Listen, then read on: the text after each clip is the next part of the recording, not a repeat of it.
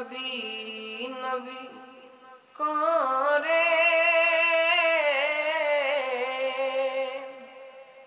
আর কত কাল আমি কাঁদব নবী নবী করে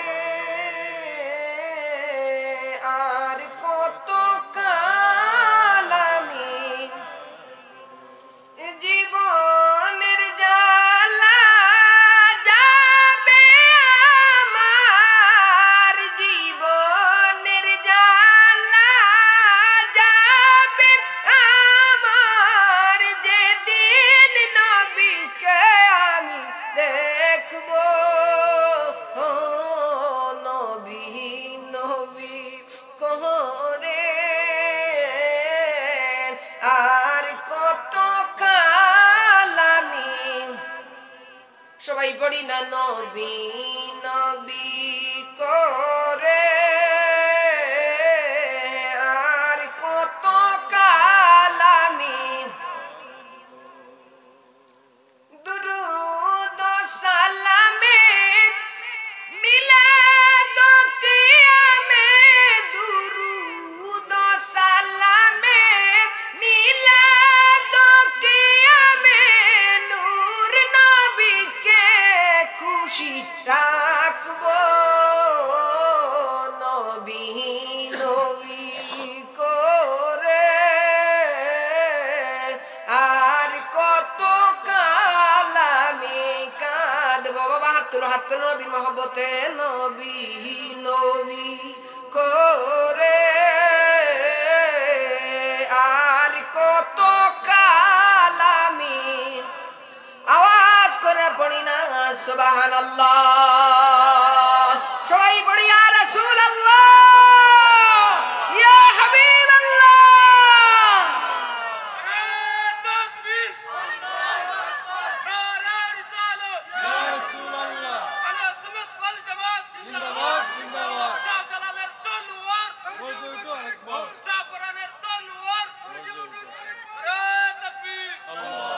আমার বাবারে আমার বন্ধুরা রে আমার আব্বাস রাদিয়াল্লাহু তাআলা যখন তিনি ইসলাম গ্রহণ করেন নাই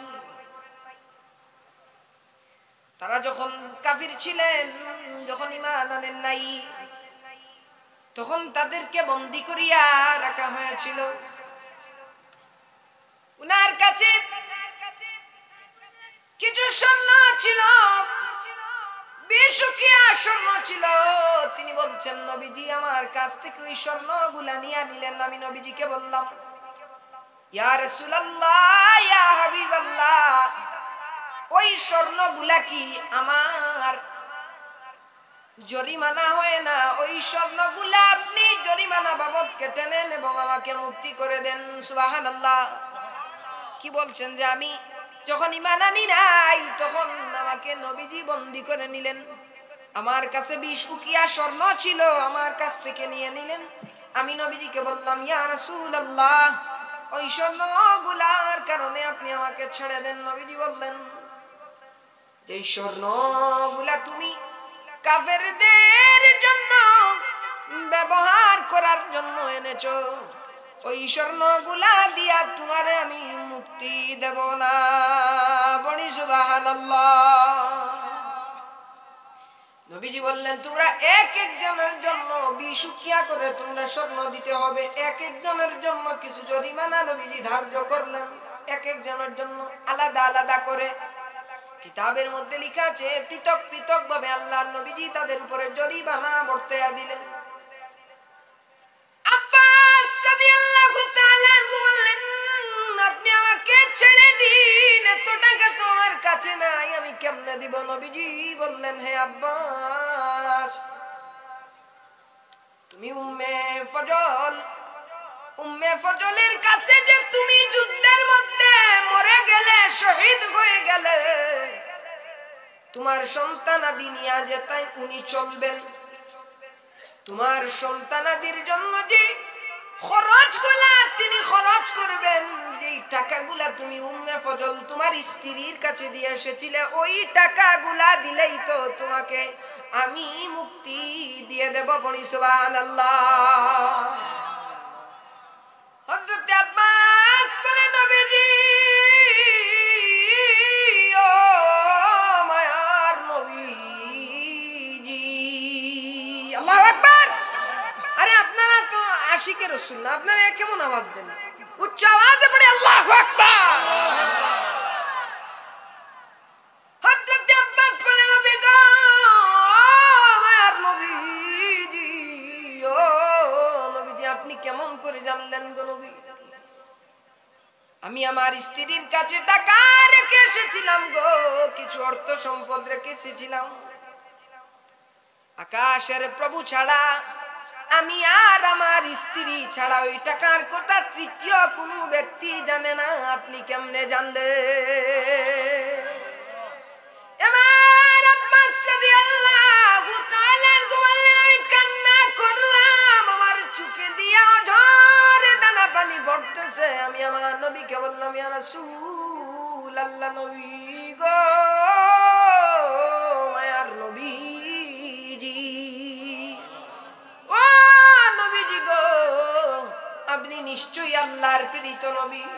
ইয়া রাসূলুল্লাহ, ইয়া হাবিবাল্লাহ, নবীজি গো আমি আর দেরি করব না গো নবীজি, আমাকে পড়ে দেন লা ইলাহা ইল্লাল্লাহু মুহাম্মাদুর রাসূলুল্লাহ। পড়ি সুবহানাল্লাহ।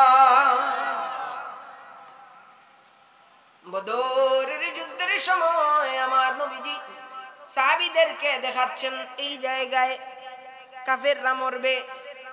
নবীজি লাঠি মুবারক দিয়া এইভাবে নবীজি দাগ কাটতেছেন, রেখা কাটতেছেন, বুঝাইতে পারলাম নি। নবীজি রেখা কাটতেছেন, এই জায়গায় কাফির পড়বে, এই জায়গায় কাফের মরবে, এই জায়গায় কাফের মরবে।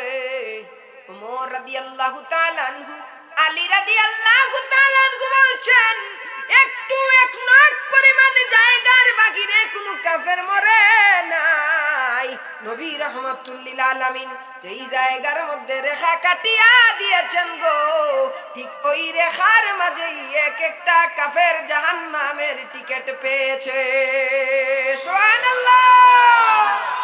अपनी मौला का प्यारा हमारा नबी, अपने मौला का प्यारा हमारा नबी, दोनों आलम का दुल्हन हमारा नबी, सबसे आला हो आलम हमारा नबी, सबसे आला हो आला हमारा नबी। पढ़ी अल्लाहु আকবার।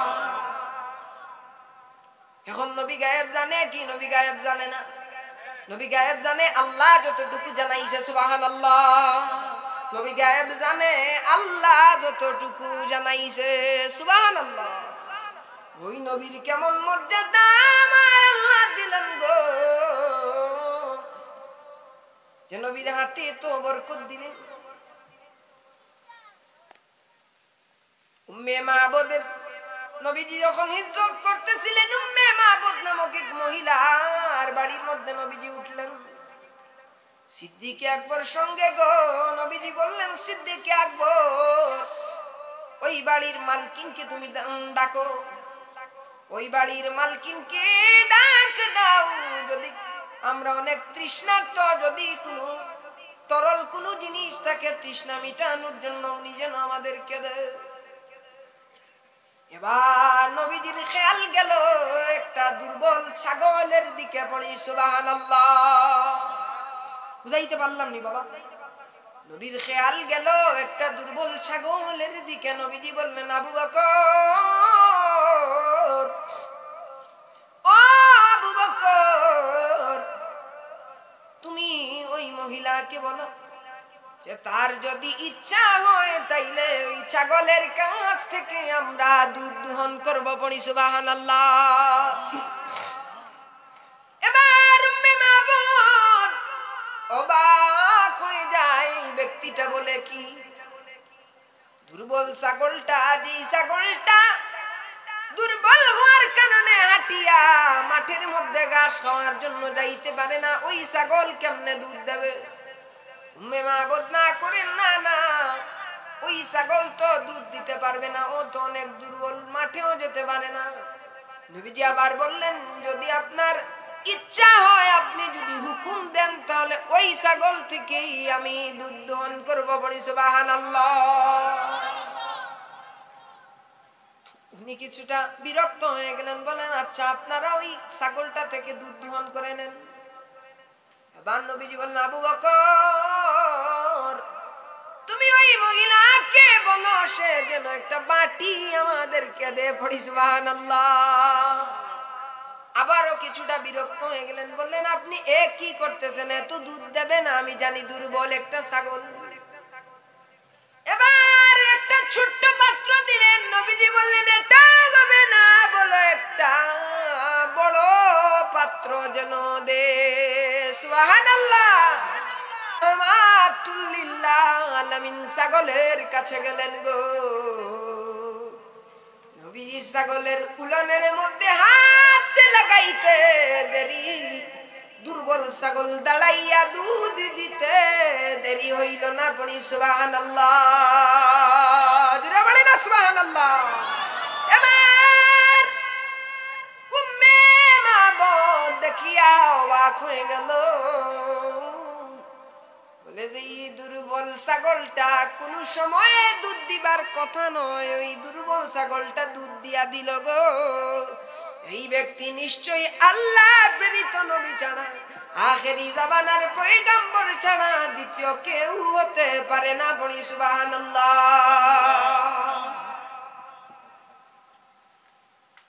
বাবারে আমার এই নবীর ইজ্জত আল্লাহ এমন দিলেন যে নবীজি যদি কোন রাস্তা দিয়ে হাইটা যাইতেন, নবীর সম্মানার্থে আকাশে মেঘমালা এসে আমার নবীর মাথার উপরে ছায়া দিয়া যাইত, বলি সুবহানাল্লাহ।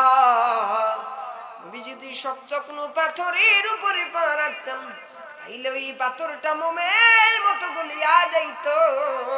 আমার নবী রাহমাতুল লিল আলামিনের হাতে, আমার নবী রাহমাতুল লিল আলামিনের तमाम কিছুর মধ্যে আল্লাহ এত বারাকা দিলেন গো, যেই নবী যেই জায়গার মধ্যে ওনার হাত মুবারক লাগিয়েছে, অসাধ্য জিনিসকে আমার আল্লাহ আমার নবীর হাত মুবারকের ইজ্জতে, আমার নবীর বদন মুবারকের ইজ্জতে, আমার নবীর প্রতিটা অঙ্গের ইজ্জতে আল্লাহ অসাধ্য জিনিসকে আমার আল্লাহ সাধন করে দিয়েছে, বলি সুবহানাল্লাহ।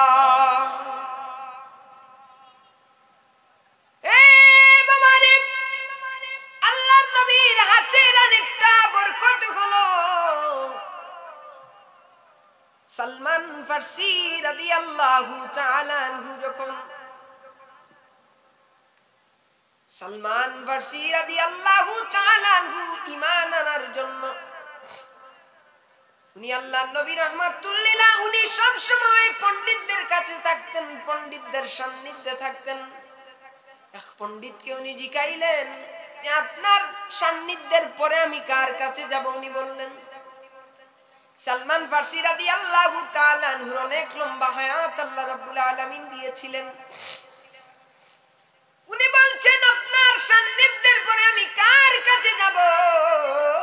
এই এই তুমি উঠোখনে ভাই মাঝখানতে উঠিয়া যাও আলাইহি ওয়াসাল্লাম, কারণ আমার দুটোটা প্রশ্নের উত্তর আমি পেয়ে গেছি, বলি সুবহানাল্লাহ। উনি এক বাড়ির গোলাম ছিলেন, উনার একজন মালিক ছিল, মুহাম্মদুর রাসূলুল্লাহর কাছে যাইতে হবে। উনি উনার মালিককে বললেন, মালিক আমাকে আপনি ছুটি দিতে হবে, আমি আমার নবী রাহমাতুল লিল আলামিনের কাছে যেতে চাই, আমি কালেমা পড়িয়া মুসলমান হয়ে যেতে চাই। মালিক বলে উঠল, রে তোমাকে আমি দুনিয়ার পূর্ব থেকে পশ্চিম, উত্তর থেকে দক্ষিণ সব প্রান্তে যেতে দেব, কিন্তু আব্দুল্লাহর বেটা মুহাম্মদের কাছে আমি তোমাকে যেতে দেব না। পড়ি না আউযু বিল্লাহ। নবী আশিক সালমান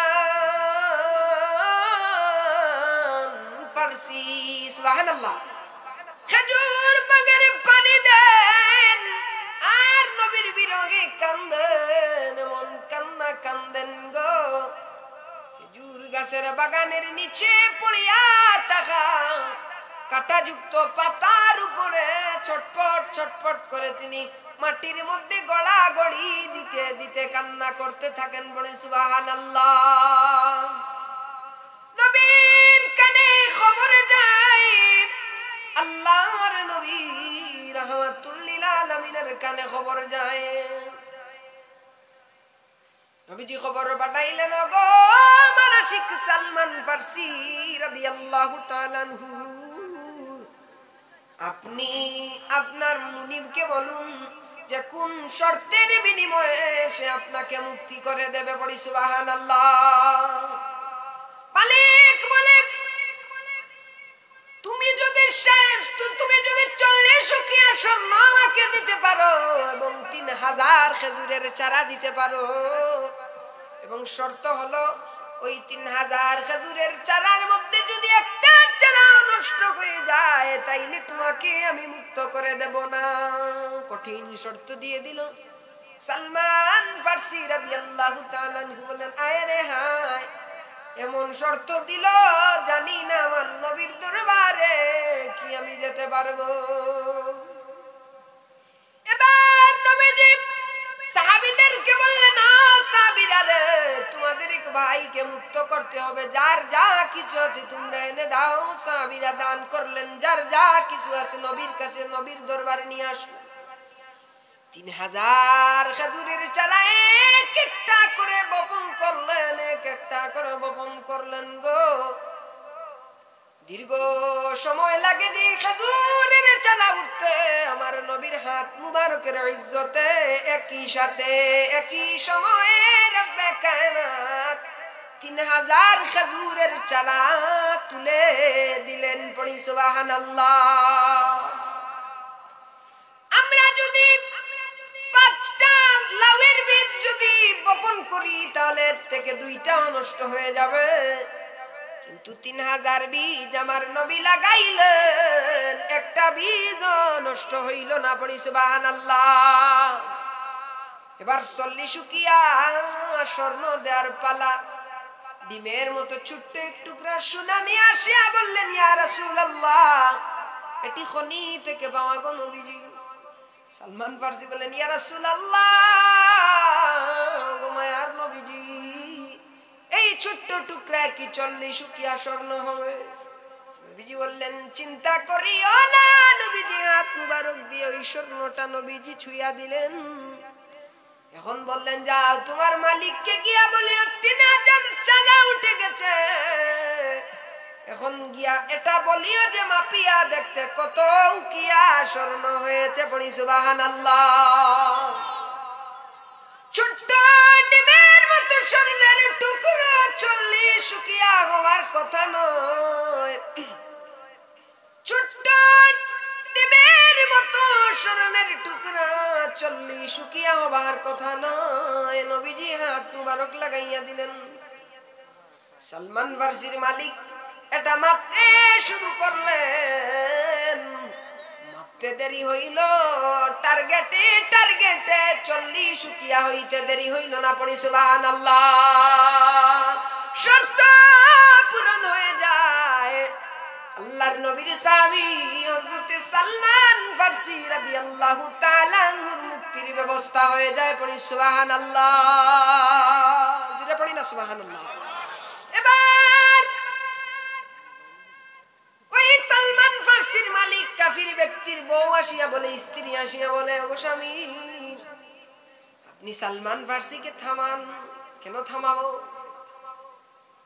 সালমান ফারসি যাকে পেতে চায় কোন সাধারণ মানুষ নয়, এ নিশ্চয়ই একজন হক্কানি মানুষ, এ নিশ্চয়ই আল্লাহর প্রেরিত রাসূল। কারণ দুনিয়ার কোন সাধারণ মানুষ এটা করতে পারে না। সালমান ফার্সির সাথে আমরাও যাই, সেই নবীর দরবারে আমরাও হাজির হয়ে যাই, পড়ি সুবহানাল্লাহ। সালমান ফার্সি মালিক কান্দে, নবী গো আমার নবী ইয়া রাসূলুল্লাহ, কত বেয়াদবি করেছি গো নবীজি আপনার সাথে। নবী গো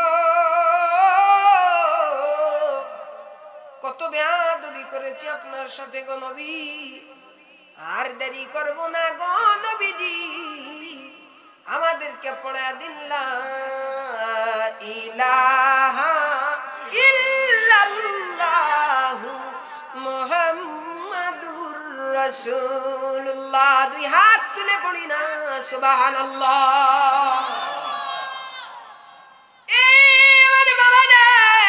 এই নবীজি কি আল্লাহ এত ইজ্জত দিলেন, এত মর্যাদা দিলেন গো।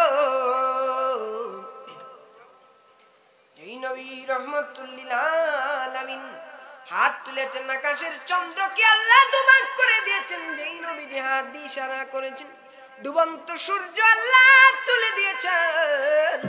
যেই নবী রহমাতুল লিল আলামিন পা মুবারক তুলেছেন, আল্লাহ আল্লাহর আরশে আজিমের মধ্যে উঠিয়ে নিয়েছেন, বলি সুবহানাল্লাহ। মদিনার গোলামি আমায় দে ও মৌলা মোরে, মদিনার গোলামি আমায় দে। আমরা মদিনার গোলাম হতে চাই কি চাই না? দুই হাত তুলে বলে মদিনার গোলাম হতে চাই কি চাই না? নারে তাকবীর, নারে রিসালাত, আশিকে রাসূলুল্লাহ। মদিনার গোলামি আমায় দে ও মৌলা মোরে, মদিনার গোলামি আমায় দে। ধন চাই না, দৌলত চাই না, চরণ ধুলি কামনা। ধন চাই না, দৌলত চাই না,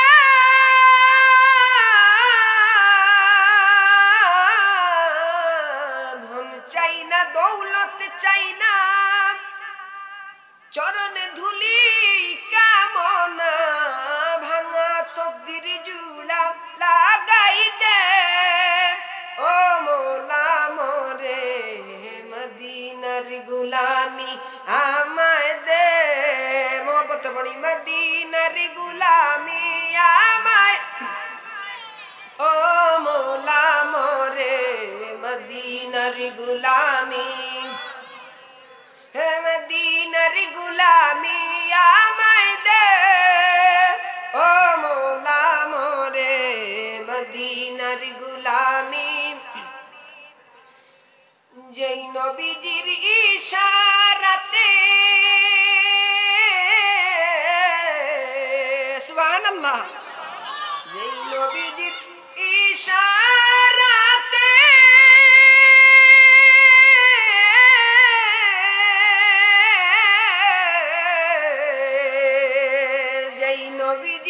ইশারাতে আকাশে রই চাঁদ দুলে, সেই নবীজি মদিনায় শুয়ে ও মৌলা মোরে, মদিনার গোলামি আমায় দে।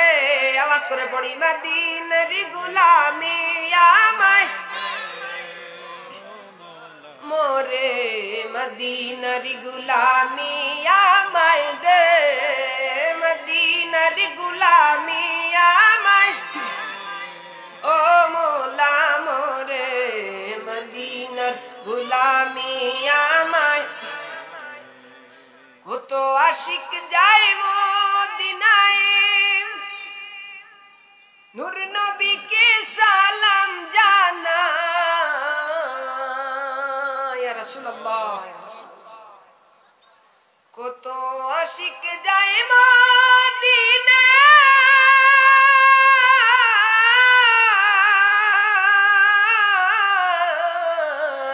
কত আশিক যায় মদিনায় নূর নবীকে সালাম জানায় সেই মদিনায় আমায় মৌলা নে ও মৌলা মোরে মদিনার গোলামি আমায় দে হাত তুলো নবীর মহব্বত মদিনার গোলামি আমায় ও মৌলা মোরে মদিনার গোলামি আমায় হে মদিনার গোলামি আমায় দে ও মৌলা মোরে মদিনার গোলামি আমায় দে পড়ি না সুবহানাল্লাহ আওয়াজ করে পড়ি ইয়া রাসূলুল্লাহ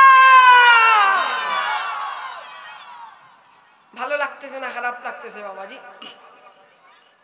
আল্লাহর নবী দু জাহানের বাদশাহ নবী রাহমাতুল লিল আলামিন কে আমার আল্লাহ এই পরিমাণে ইজ্জত দান করলো সুফিয়া বিনতে আবু তালিব বলে গো নবীজির জন্মের সময় আমি কিছু আশ্চর্যজনক ঘটনা আমি লক্ষ্য করলাম পড়ি সুবহানাল্লাহ সুফিয়া বিনতে আবু তালিব নবীজির ফুফু বলেন মুহাম্মদুর রাসূলুল্লাহ যখন দুনিয়া জমিনের মধ্যে তাশরীফ আনলেন আমাদের ঘরের মধ্যে আলো ছিল সেই আলো দিয়ে আমরা বেশি দেখতে পারি নাই কিন্তু মুহাম্মদুর রাসূলুল্লাহ দুনিয়ার জমিনের মধ্যে যখন তাশরীফ আনছে আল্লাহর নবী দুনিয়ার জমিনের মধ্যে যখন তাশরীফ আনেছে গো পূর্ণিমার চাঁদের চাইতে আরো উজ্জ্বল আলো আমার মুহাম্মদুর রাসূলুল্লাহ সাল্লাল্লাহু আলাইহি ওয়াসাল্লামের বদন মুবারকের নূরে আলোকিত হয়ে গেল পড়ি সুবহানাল্লাহ মুহাম্মদুর রাসূলুল্লাহ সাল্লাল্লাহু আলাইহি ওয়াসাল্লামের কাছে আমি গেলাম মুহাম্মদকে গোসল করাইবার জন্য আমি গেলাম কিন্তু মুহাম্মদকে ধরতেই গাইবি একটা আওয়াজ আসলো এ সুফিয়া কষ্ট করিয়া গোসল দেওয়াইবার কোনো কারণ নাই কারণ আমার হাবিবুল্লাহ মুহাম্মদুর রাসূলুল্লাহকে আমি আল্লাহ রাব্বুল আলামিন আমি জান্নাতি পানি দিয়ে আমার হাবিবকে দুনিয়ার জমিনের মধ্যে পাঠিয়েছি বলি সুবহানাল্লাহ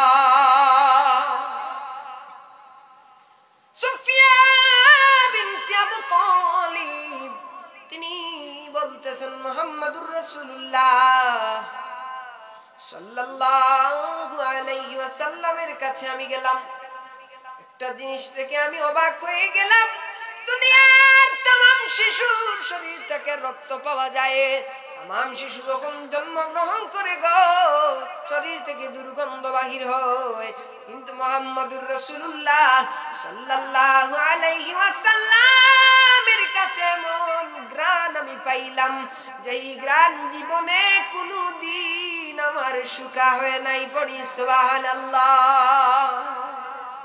আমি মুহাম্মদের কাছে গেলাম ছেলে না মেয়ে গুলো সেটা দেখার জন্য দুনিয়ার तमाम শিশুরা খতনা ছাড়া অবস্থায় দুনিয়ার জমিনে আসে কিন্তু মুহাম্মদুর রাসূলুল্লাহ দুনিয়ার জমিনে কে যেন খতনা দিয়া দুনিয়ার জমিনের মধ্যে পাঠিয়েছে পড়ি সুবহানাল্লাহ মুহাম্মদের কাছে গেলাম তিনি দুনিয়ার জমিনের মধ্যে যখন ভূমিষ্ঠ হলেন গো তিনি সিজদা দিয়ে দিলেন সিজদা থেকে উঠার পরে দিদি যখন মাথা তুললেন স্পষ্ট আমি শুনতে পাইলাম তিনি পড়তেছেন লা ইলাহা ইল্লাল্লাহ ইন্নী রাসূলুল্লাহ সুবহানাল্লাহ নবীজির দাদা আব্দুল মুত্তালিব বলেন আমি কাবা ঘরের পাশে ছিলাম কাবার পাশে ছিলাম আমি দেখলাম হঠাৎ করে গাছগুলা ঝুঁকে গেছে, হঠাৎ করে কাবার চারপাশ থেকে গাইবি এক আওয়াজ আসলো যে আজকে আমি শিরিক মুক্ত হয়ে গেলাম, আজকে আমি কুফর মুক্ত হয়ে গেলাম। আচানক দেখতে পাইলাম যত মূর্তি কাবার পাশে ছিল গো, তাম মূর্তি লাত মানাত হুজ্জা গুবল প্রধান মূর্তি সব বড় বড় মূর্তিগুলা অটোমেটিকলি ভেঙ্গে মাটির সাথে মিশে গেল। সুবহানাল্লাহ। আমি সাফা পাহাড়ের মধ্যে গেলাম, সাফা পাহাড়ের উপরে আমি যখন উঠলাম সেখানে আমি হইচই শুনতে পেলাম। আমি দেখতে পাইলাম পাখিরা যেন কুহু কুহু বলে মধুর সুরে সুরে গান গাইয়া গাইয়া উপরে গুল হইয়া ঘুরতেছে। আমি ঘরের মধ্যে চলিয়া গেলাম, আমি জিগাইলাম দরজাটা খোলা। আমি গিয়া পাইলাম দরজাটা খোলা। আমি জিগাইলাম কি হয়েছে, আমি জিগাইলাম কি হয়েছে। আমাকে জবাব দেওয়া হইল আপনার নাতি ফুটফুটে চাঁদের চাইতে সুন্দর এক শিশু দুনিয়ার জমিনের মধ্যে তাশরীফ এনেছে। পড়ি সুবহানাল্লাহ। নবীজি দুনিয়ার জমিনের মধ্যে যখন তাশরীফ আনলেন গো, জঙ্গলের পূর্ব প্রান্তের প্রাণী পশ্চিম প্রান্তের প্রাণীকে বলতে থাকে, উত্তর প্রান্তের প্রাণী দক্ষিণ প্রান্তের প্রাণীকে বলতে থাকে তোরা দেখে যা আমেনা মায়ের কুলে, তোরা দেখে যা আমেনা এ মধু পূর্ণিমারি শ্বেতা চাঁদ দুলে, মধু পূর্ণিমারি শ্বেতা চাঁদ দুলে, যেন উষার কুলে রাঙা রবি দুলে, তোরা দেখে যা আমেনা মায়ের কুলে, তোরা দেখে যা আমেনা। তার আগমনে মারহাবা বলে, তার আগমনে মারহাবা বলে উঠলো গেয়ে খুদার সৃষ্টি শুবে, তোরা দেখে যা আমেনা মায়ের কুলে। পড়ি সুবহানাল্লাহ। সবাই পড়ি ইয়া রাসূলুল্লাহ। আল্লাহ নবী রাহমাতুল লিল আলামিন যখন আস্তে আস্তে বড় হইতে লাগলেন, তায়েফের জমিনের মধ্যে নবীজি গেলেন হযরতে হালিমাতুস সাদিয়ার সঙ্গে। পড়ি সুবহানাল্লাহ। হযরতে হালিমা রাদিয়াল্লাহু তাআলা আনহা বলে, ও দুনিয়ার মানুষেরা রে, মুহাম্মাদুর রাসূলুল্লাহকে যে সময় থেকে আমি কুলের মধ্যে নিয়েছি, ওই সময় থেকে আল্লাহর রহমতের বারিশের ঝড়ের নিচে আমি ঢুকে গেছি। পড়ি সুবহানাল্লাহ। দুর্বল বাহন নিয়ে মক্কার জমিনে আসলাম, হাঁটতে পারে না, চলতে পারে না। মুহাম্মদকে কুলে নিয়ে যেমনি ওই বাহনের মধ্যে উঠলাম, বাহনটা এমন সবল হয়ে গেল যে তড়িৎ গতিতে সুস্থ প্রাণী যেভাবে চলে সেইভাবে আমার বাড়িতে আমাকে পৌঁছিয়ে দিল। পড়ি সুবহানাল্লাহ। বাড়ির মধ্যে গেলাম, একটা উটনি ছিল, যে উটনির দুধের স্তনটা শূন্য ছিল, সে দুধ দিতে পারে না, বুড়া হয়ে গেছে। মুহাম্মদকে নিয়ে যাওয়ার সঙ্গে সঙ্গে ওই উটনের দুধের স্তনটা দুধে পরিপূর্ণ হয়ে গেছে। পড়ি সুবহানাল্লাহ। আমার বাড়ির মধ্যে বাগানের মধ্যে ফুল নাই, ফল নাই, কিছু নাই, মরা ঘাস শুকনো হয়ে গেছে উত্তপ্ত তাপের কারণে। মুহাম্মদকে নিয়ে যাইতে দেরি, মরা গাছে ফুল ফুটতে দেরি হইল না, মরা গাছে ফল ধরতে দেরি হইল না, মুহাম্মদকে নিতে দেরি, সমস্ত কিছু আল্লাহর রহমতের বৃষ্টিতে ভিজতে দেরি হইল না। তাইফের জমি অনুর্বর মাটি ছিল, আমার নবীর কদম মুবারকের কারণে উর্বর মাটিকে আল্লাহ উর্বর করে দিয়েছে। আমার নবী যেদিন থেকে তায়েফের জমিনে গেলেন, ওই দিন থেকে গোটা তায়েফকে রব্বে কায়নাত আল্লাহর রহমতের চাদর দিয়ে আবৃত করে নিয়েছে। আজ পর্যন্ত তায়েফের মতো পৃথিবীর কোথাও এত শান্তি নাই, সুখ নাই। কেন নাই? কারণ মুহাম্মদুর রাসূলুল্লাহর রহমত, মুহাম্মদুর রাসূলুল্লাহর আজমত প্রথমে তায়েফের জমিন থেকে প্রকাশিত হয়েছে। পড়ি সুবহানাল্লাহ। নবীজি আস্তে আস্তে বড় হতে লাগলেন। নবীজি এত সুন্দর। হযরতে হালিমা তুসাদিয়া বলে, ও শায়মা, নবীজির দুধ বোনের নাম ছিল শায়মা। বললেন, শায়মা গো, আমার মুহাম্মদ যেন রুদ্রের মধ্যে না নামে। এত সুন্দর ছেলে যদি রুদ্রের মধ্যে নামে গো, কালো হয়ে যাবে। তুমি খেয়াল রাখিও মুহাম্মদুর রাসূলুল্লাহ যেন রুদ্রের মধ্যে না নামে। সুবহানাল্লাহ। হঠাৎ করে একদিন মুহাম্মদুর রাসূলুল্লাহ সাল্লাল্লাহু আলাইহি ওয়াসাল্লাম শায়মা কুলে করে নিয়ে মাটির মধ্যে ছাগল চরানোর জন্য নবীজিকে নিয়ে গেলেন। পড়ি সুবহানাল্লাহ। হযরতে আলী মাটির মধ্যে গেলেন, শায়মাকে বললেন, শায়মা গো, তোমাকে না করলাম মুহাম্মদকে নিয়ে তুমি মাটির মধ্যে না আসতে, তুমি মাঠের মধ্যে কেন আসলে? শায়মা ডেকে বলে, মা গো, মা। সুবহানাল্লাহ। একটু জুড়ে বলেন। আপনাদের কি ভালো লাগতেছে না? শায়মা বললেন, মা গো,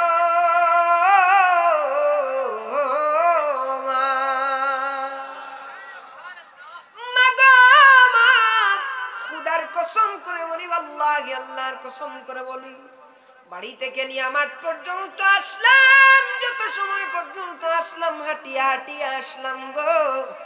উপরের দিকে চেয়ে দেখলাম মুহাম্মদকে কুলে করে নিয়ে যত সময় পর্যন্ত হাঁটিলাম, এক টুকরা মেঘমালা মুহাম্মদের মাথার উপরে এসে ছায়া দিতে আমি দেখলাম।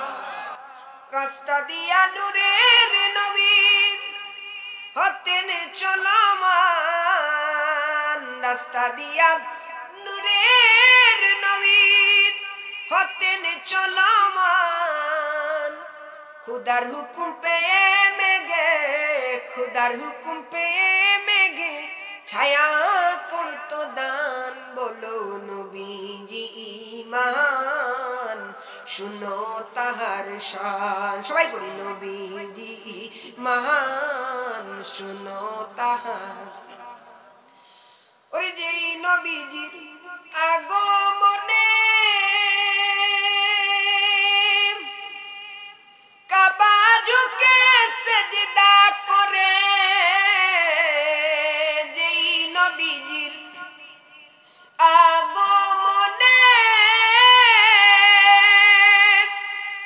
কাবা ঝুঁকে সেজদা করে, তিনি আমার নূরের নবী শাহে মদিনা। বলো না, তিনি আমার নূরের নবী শাহে মদিনা।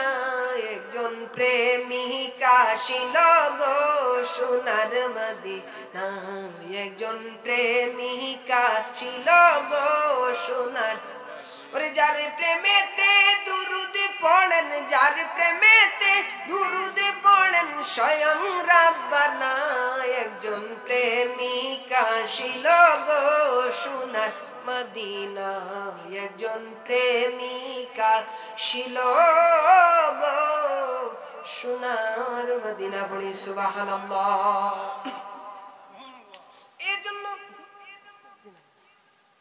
এজন্য আল্লাহ নবী রব্বুল আলামিন কুরআনুল কারীমের মধ্যে বললেন, ওয়া রাফা'না লাকা যিকরাকা ইয়া রাসূলুল্লাহ, ইয়া হাবিবাল্লাহ।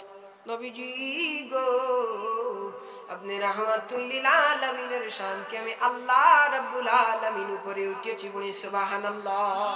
বাবা কুরআন হাদিস ভিত্তিক চলতেছে তো ইনশাআল্লাহ? আমার যদি কোনো ভুল হয় আমাকে বলতে পারেন, অসুবিধা নাই।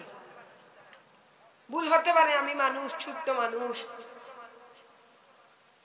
আমাকে বলতে পারেন। আমি আপনাদের ছোট এক ভাই, দিনী এক ভাই।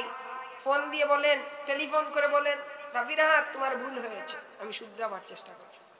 আমি এত বড় মানুষ নই, আমার ভিতরে কোনো ইলম নেই, কালাম নেই, আছে আল্লাহর দয়া, আছে আল্লাহর মায়া। আলহামদুলিল্লাহ।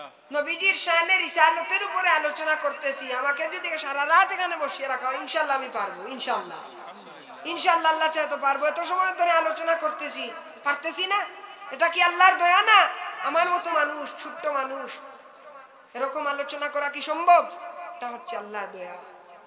আমার পিছনে অনেকে কথা বলে, রাফি রাহাত বন্ড, রাফি রাহাত আলোচনার কি বয়স হয়েছে?